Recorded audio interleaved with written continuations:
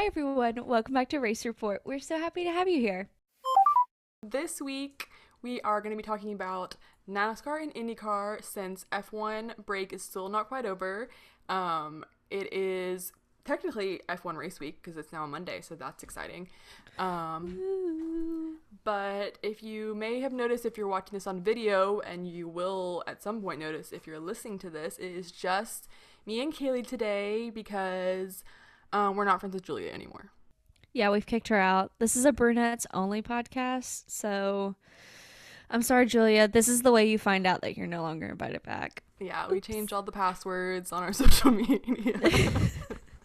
Julia's just in England doing cooler things than us, so. Living her best life right now. Lauren and I are stuck in Tennessee. Julia's Yeah. off, just bebopping around the world. We're Literally. very envious of her. Wish we were there with her, but she'll be back next time we record for any of those who miss her, which I'm sure is all of you. Starting off with NASCAR race last weekend, which was the Richmond race. I pretty much wasn't fully paying attention to it. I just had it on in the background while I was going about my day. But then basically it was a very green running race for NASCAR until the very end. So basically at the very end, Austin Dillon was leading the race up until there was a late caution caused by the one and only Ricky Stenhouse Jr. I am a Ricky Stenhouse Jr. stan till I die, but even this pained me. It's okay. I will still continue to cheer for him. It just was a little tough to watch. It's like watching your child disappoint you. It's fine. But he just played a minor part that just snowballed into something very dramatic. So that was just the catalyst. So then they restart, but it's in overtime. So that's a 2-lap shootout basically. And in the final lap of this 2-lap shootout, Mr. Austin Dillon had fallen back places and he was in third. And he decided to do a little bump on Joey Logano, so he moves up into second place, and then his spotter comes over the radio and is like, wreck him, and so then Austin Dillon's like, okay, I'm just gonna bump Denny Hamlin too, bumps Denny Hamlin, gets the lead, wins the race, and didn't get penalized at first. So it's very much like Shoulder Devil and Shoulder Devil, just being like, I would also be that person. I would be the spotter that's like, do it, wreck him, go for it. So I can't hold any grudges against that. And I think it's also very reminiscent of old NASCAR with, Earnhardt Sr., he has the coined nickname King of Bump and Run. I think it's very much a callback to that. It's sort of a struggle with newer fans and older fans. Racing has very much evolved and changed into a more maybe almost sportsman-like racing sort of type. I don't really know the correct terminology for it, but it's almost become, we've definitely shifted away from there are no rules to there are rules. So it's kind of exciting when you get these moments, even if they are later penalized, sort of exciting callbacks to what either our parents or even us as younger kids remember watching and growing up and seeing. It gets the blood pumping and all that good stuff. I definitely because none of those drivers were my favorite drivers and ones I particularly cared about, it wasn't too upset either way. I did kind of feel bad for Logano and Hamlin, which are two drivers I would never think I would ever feel sorry for them ever, because we know my thoughts and feelings on Denny Hamlin. But at the same time, like you said, it just felt so old NASCAR. It was literally deja vu of the Bristol 1995 where Earnhardt bumps Terry literally in the last lap. I think the spirit of Dale Sr. took over and was like, this is my car now. Yeah, literally. And as in a spirit form, he wouldn't necessarily be up with the rules of current NASCAR. So he was like, I'm just, I'm doing what I've always done. Basically, after the race, no penalty was given to Austin Dillon, and they're like, you're the winner, whoop-de-doo. And so there was lots of backlash about that, obviously. But then 3 days later, on Wednesday, NASCAR. I mean, people think the FIA takes long to make decisions. Wait till they hear about NASCAR. Something else. They were like, nope, I'm not doing this. So they eventually came to work on Wednesday and decided that he was going to have a penalty. Basically, he got to keep the win, like the title of the win, and the purse from it. It's like the prize money. But he was penalized 25 driver and owner points, and his win wouldn't count towards the playoff. So basically, NASCAR, the playoffs for the championship, you have to either have a certain amount of points to get in to like above that cutoff line, or if you get a win, you're automatically in for the playoffs.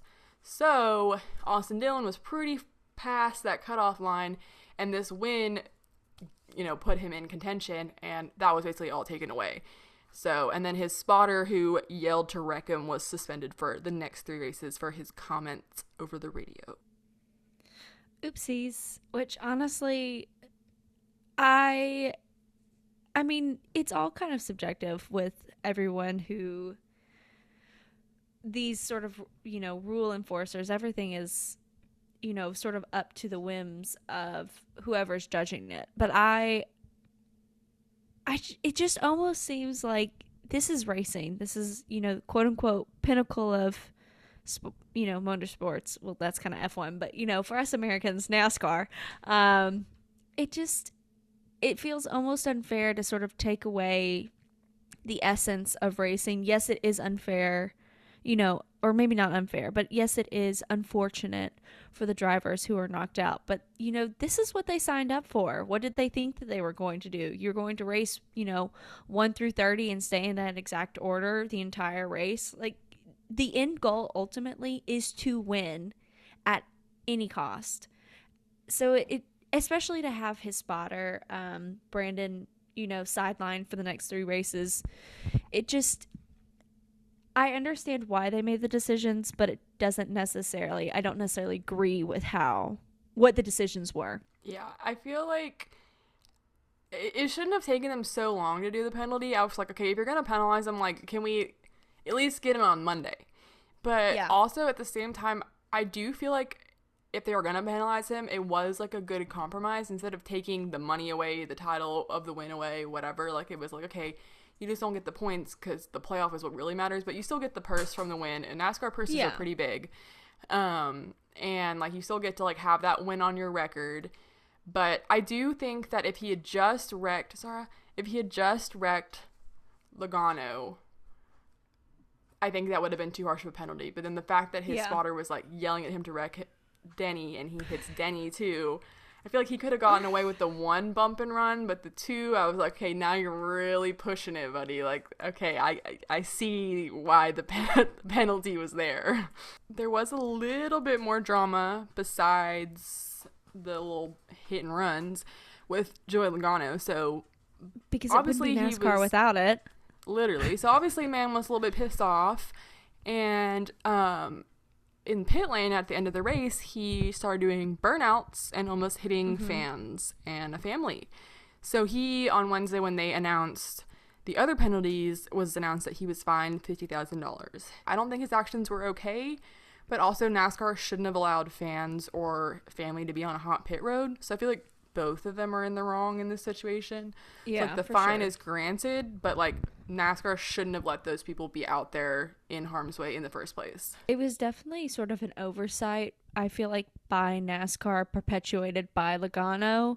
Lauren and I have both worked sort of the pit side of tracks, and most people take a hot track very, very seriously. Like, people are not allowed to cross it. Even workers are not allowed to cross a hot track. So to sort of have that oversight by NASCAR is just as inexcusable as Logano not taking into account the people that were there. Ending off NASCAR, this weekend there was a race. Well, it actually wasn't this weekend. It was today. Sunday. It was supposed to be on Monday. We're filming this on a Monday. So it was supposed to be on Sunday. And the one in Michigan, can you tell we really just know what's going on today? We're doing so great, guys. Yeah. If you could only have heard the conversations we had before recording. So the race was supposed to be Sunday, and after the first stage, it was called because of bad weather. It was raining and thunderstorming. So they decided to delay it until Monday, which I appreciate if they let the race run instead of just calling it then, because they're able to. Because for street courses or other courses, like they're not able to do that. So it was today or this morning, and I didn't watch it because I was at work. So to be honest, I don't even know who won. So that's what I have to say about that race. We will find out after we finish filming. Lauren and I both have big girl jobs, and as much as we would love to solely dedicate our time and energy to motorsports, unfortunately that does not pay the bills as of right now. So now that we've sort of wrapped up our NASCAR segment, now we are going into the other American racing series, IndyCar silly season, which I know that you've all been waiting on pins and needles for us to dissect and talk about this. So to start it off, JHR announced that Canapino and them would be parting ways, which I feel like that was the first sort of big bomb in a long line of just, hit after hit after hit. But I can't really say I think anyone in our group particularly were disappointed by this news. There is, at risk of having the Canapino fans come after me, there is not a lot of love lost between us and him. Just because I think we have other people that we would rather support. There's been so much drama with him at that team. With him and Isla, we've talked about this before. Him and Isla last year, him and Teo Porchera this year, and just, not maybe being the kindest online. But it is interesting because, like, Uncos Hollinger is an Argentinian team, or like half Argentinian, I guess, and he's an Argentinian driver. And so that was kind of like a whole big point of that, of like having this Argentinian driver and the Argentinian team. So the fact that they parted ways, I feel like there had to have been something maybe big, but maybe my other theory is like it could just literally be because of the leader circle. I was listening to Off Track with Hinch and Rossi, and that's kind of what they were thinking it was, because they didn't know either. And so if you don't know what the leader circle is, it's basically the top 22 entries. So this season there are 27 entries, meaning 5 people don't make it in the final standings that are eligible to receive a pot of money, basically worth about $1 million a piece. So it's based on your point standing, and right now the 78 JHR car is below that line. And so it could just be because Canapino wasn't getting them the results that they decided to switch out the drivers for the last 5 races. But it could also be another issue, or maybe a combination of both. Yeah. So I think it is very probable a culmination of both, how he sort of perpetuates his fans' bad behavior, and then also just not performing well. Not to liken, Juncos Hollinger to Arrow McLaren, but Arrow McLaren has no qualms about cutting a driver if they even think is marginally performing below what they should be. So it very much could be like that, especially with the end of the season fast approaching, sort of a do or die moment. Like, let's put in a driver that has, any sort of chance to getting us to that winner's circle, versus sticking with the same old dog and pony show that hasn't been performing as well all season. I think it probably, we can sit in here and speculate till we're blue in the face, but I think, Rossi and Hinch probably said it much more eloquently than I did, but yeah, that it was probably that, and prior bad actions. And then do you want to say who's in the 78 car now? You want to let the people know? Yeah, I will. Thanks that. Jesus, we're really doing well. Guys, I promise I will recover between here and next time, or I won't. This could just be a part of my personality. This could be the best episode we've had yet, because maybe we should just drink before all of them. We just combined the Clem's Wine Corner with our podcast. If Clem saw the wine I was drinking, he would be so disgusted. $14 bottle of wine from Kroger. I mean, that's not that bad. I mean, you could have been doing the like $3 Aldi wine. So True. It was a DOC from southern Italy. How true that is, with notes of sour cherry and fig, which I did not taste at all, but that's because I have no glass. It's fine. Clem would not ask me to be on his wine corner, mostly because I'd be like, it just tastes like red wine. it tastes like wine.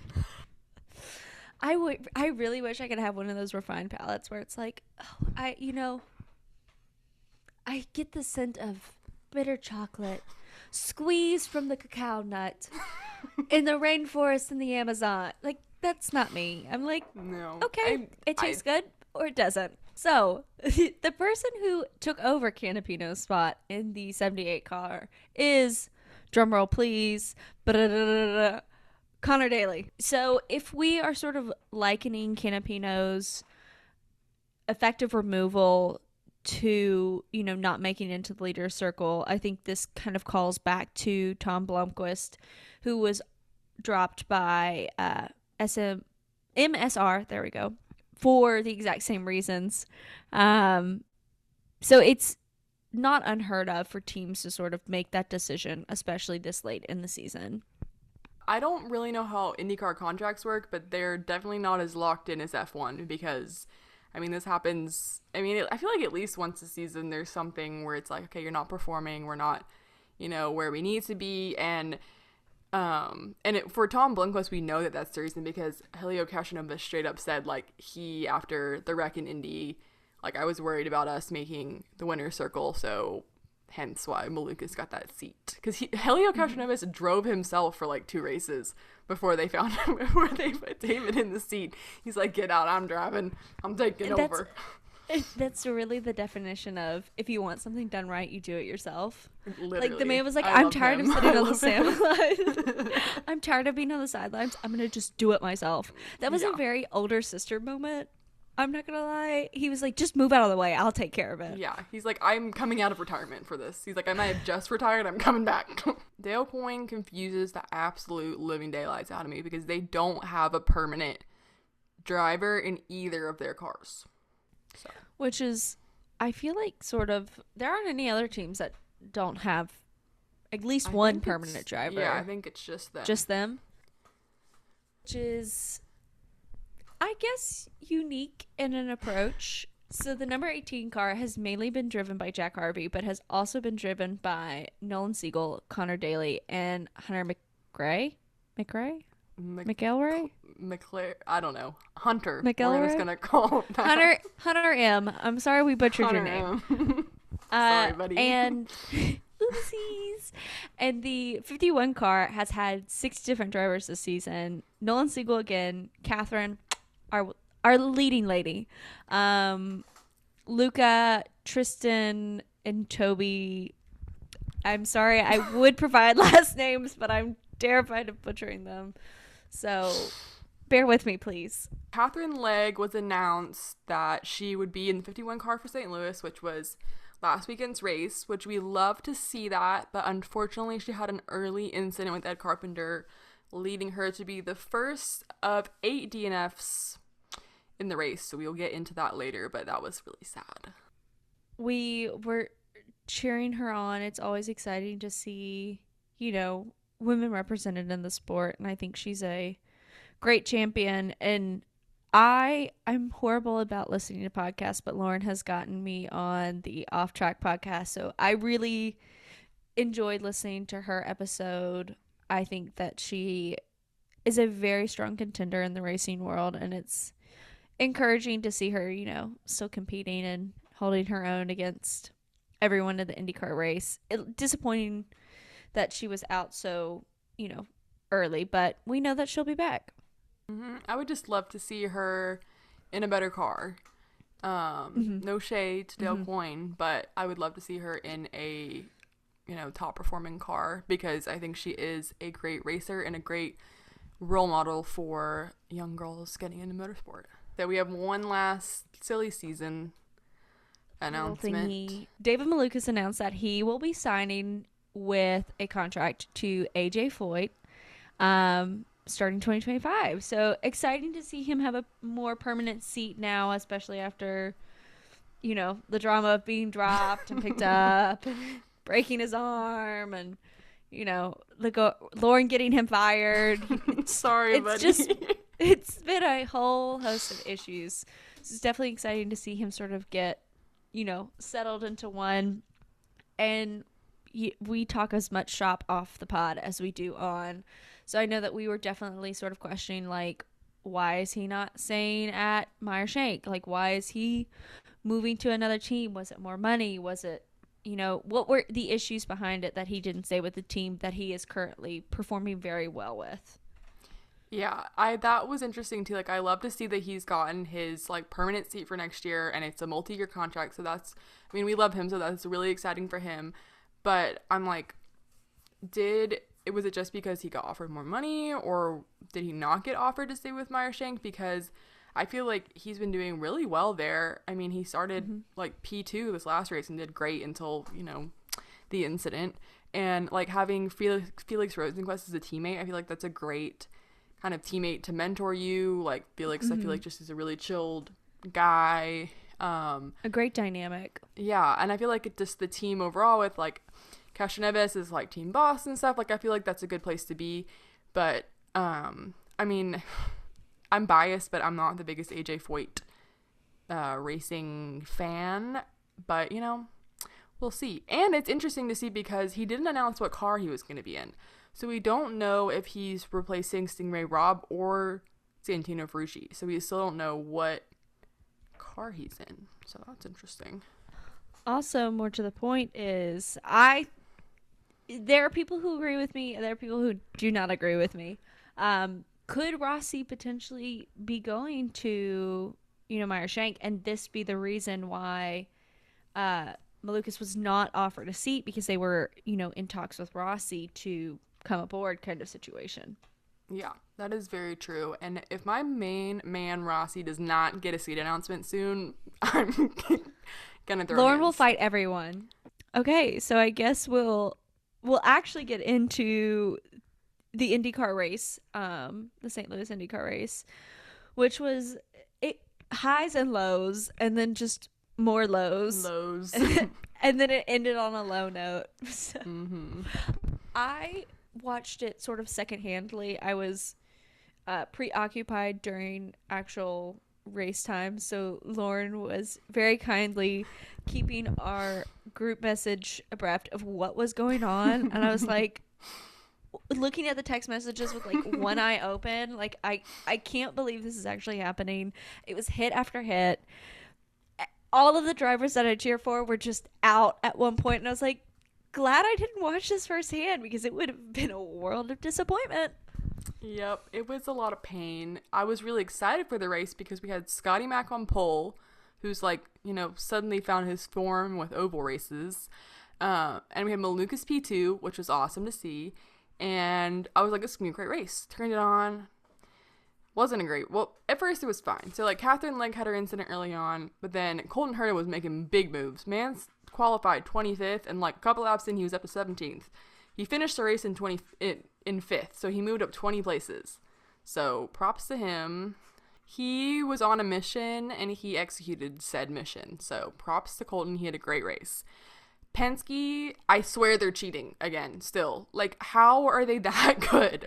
Like they just were dominating again. Like there's something else illegal in that car. I swear, because when it wasn't Joseph in the lead, it was Scott in the lead and Will Power in the lead, and the only other person that like took the lead on their own merit and not just because they hadn't pit yet, I think, was Malukas. And so that's why I was like, oh, he's doing so well, like, and fighting up with these Penske's in a Meyer Shank. So I was like, that's really impressive. But then at some point I looked at my computer or my TV, and Pato was being interviewed, and I was like, when did he get out of the race? Like, this whole race was so confusing to me. I still don't understand like half the stuff that happened.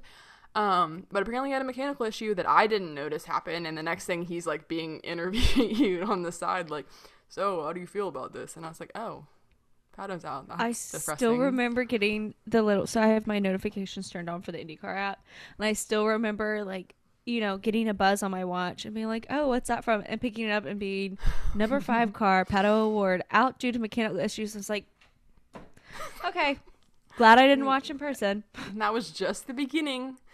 Just the beginning. So we go on.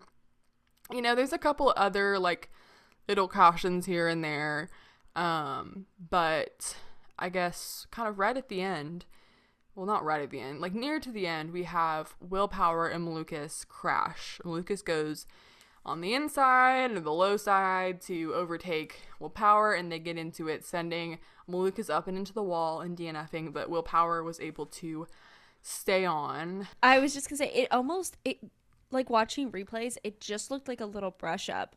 Like normally, I mean, I guess it's very in the moment deciding whether it's going to be sort of like a little wobble or a full-on spin, as where Malukas was in.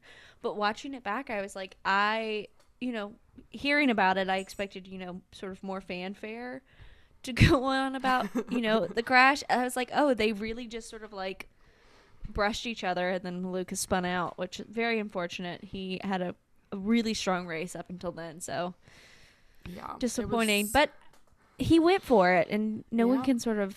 This led to part 1 of my heartbreak, which was the interview after, it's like still during the race, but because you're out of the race, they interview you, and him barely being able to make it through the interview because he was about to cry. And I was like, I am going to cry right now watching this, because this is just terrible. It was so sad. And that's why I don't watch post-race interviews, especially when they're sad. I would watch happy post-race interviews. Just well, IndyCar forces you to watch them if you want to or regardless. not. They have the race on this side and interview on that side. Like, too bad. You don't even get to wait no till after getting the away race. From it. Just DNF on your screen. Then, I guess there was a restart, 10 to go. Joseph Newgarden was now in the lead because he had an incredibly fast pit stop. It was like 5.1 seconds, which for IndyCar is insanely fast. So props to them. The front left tire changer is a girl, so I love that. Girl power. That's why they were so fast. Yeah. She got ish done. It was her. And so he comes out ahead of Scotty Mack. Scotty Mack's in P2. Joseph is slow on the restart, question mark, because this is debated. I think he is, but that's just, I'm also biased. Colton, who was starting P3 at the restart, also seemed to think so, because on the radio he was like calling Joseph dirty, and that was a dirty move and that he should be penalized. So Colton and I are in the same boat. But having a bit of finger pointing during this race. Then, so at this point, like, everyone I like is pretty much out. And I'm like, okay, Rossi, he's doing well. He's on the lead lap. Because again, by the end of the race, there were 5 drivers on the lead lap, which I still do not understand. I've watched the race twice, how that happened. So, someone please educate me, because I'm still confused. But Rossi on the restart, because of, I'm blaming it on Joseph, but you can blame it on what you want. It's slow start, so like Will Power was in front of him, so Will thought that they were going. He sped up and he had to slow down. So Rossi like kind of jumped the gun almost and crashed into Will Power and had a big shunt. They both ended up being out of the race. And then Will wasn't upset with Rossi because I think Will is on our side too, or my side. So then when Joseph was passing him in the pit lane in his car and they were getting out of their cars on track, Will Power does what he does best and flipped in the bird. And so that pretty much summed up what Will Power thinks. But I thought that was iconic because Will Power flipping the bird is Will Power things. And it wasn't a tame, like, some of the drivers, do a little, like, passive-aggressive thumbs up. It was a full frontal middle finger. So props on him. Yeah, he said lots of words in that one action right there. So he very eloquently put all of our thoughts and feelings that all of us had collectively into one small gesture. Because at this point there were very few laps left to go, they called a red flag, which I also appreciate, that we're not ending a race under caution. I'd much rather them call a red flag and actually race to the end. After the restart, there were only 5 cars on the lead lap. Again, don't really get that. It was Joseph, Scotty Mack, Linus Lundqvist, Colton Herta, and Alex Palou, I think. Yeah, that sounds right. And Joseph and Scott start P1 and P2. Joseph goes on to win the race, unfortunately. Scotty Mac P2, and then Linus makes an overtake to come P3. So that's awesome for him. Another podium in his rookie season. So that was a positive to come out of this race. And Colton Herta absolutely slaying it to 5th place. So that was about it. So as you can tell, this was a very busy summer break and first week back into racing. We will be excited to be joined by our third lovely co-host for our next podcast, as great fun as this was. And for those of you who are F1 fans and only here for F1, we will be talking about F1, next time. So stay tuned. We love you all, and we are so excited to see you again. Bye, guys.